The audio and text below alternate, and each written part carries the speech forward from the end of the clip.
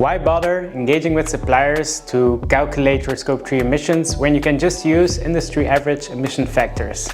Well, I'll give you 3 good reasons. Number 1, supplier engagement improves data accuracy. Using industry average emission factors for Scope 3 calculation has an inherent problem. They're averages. They don't take into account the specific actions your suppliers took to improve their energy consumption or to reduce certain emissions in their operations. This means you might be targeting the wrong places when trying to reduce your Scope 3.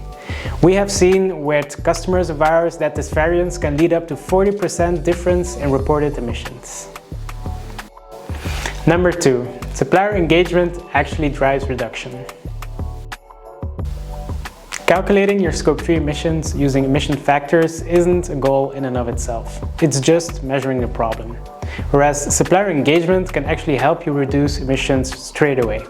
It communicates your footprint and your targets towards your value chain. It helps them set their own targets or incentivizes them to set their own targets and to start reducing. It can help you procure lower carbon products, and it can help launch joint reduction programs. When we launch supplier engagement campaigns at Climate Camp, we see that of the engaged suppliers, 15 to 25% of the suppliers starts calculating and reducing their emissions straight away. The third reason is to achieve long-term reduction goals. Supplier engagement can help you in reaching your long-term goals, and not just your reduction ones, business ones as well. Because when you lead your value chain in emission reduction and communication, you can avoid penalties related to legislation such as CSRD or CBAM, for example.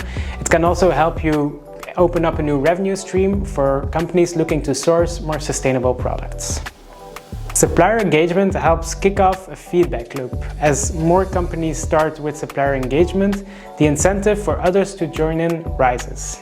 If you take a look, for example, if you only receive one request for a customer who represents 5% of your revenue to start calculating your emissions and sharing them, that's not a lot of incentive. But if you have 5 customers or 10 customers or the customer base representing 40, 50 or 60% of your revenue starts asking these questions, then you're more likely to start calculating and reducing on your own.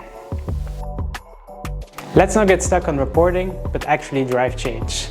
Using emission factors to calculate your Scope 3 is a good start, but you need to move to supplier engagement if you actually want to drive reduction. And that's where Climate Camp comes in. We'll reach out to your value chain faster and more cost effectively than you could ever do in-house. We'll gather as much primary data and supplier-specific insights as we can and still use emission factors for unresponsive suppliers. And we'll extend free tools to your suppliers to calculate their own Scope 1 and 2 emissions and set targets in line with yours. If you want to learn more about supplier engagement and the advantages it can bring to your company, please reach out via climatecamp.io and we'll be happy to talk to you.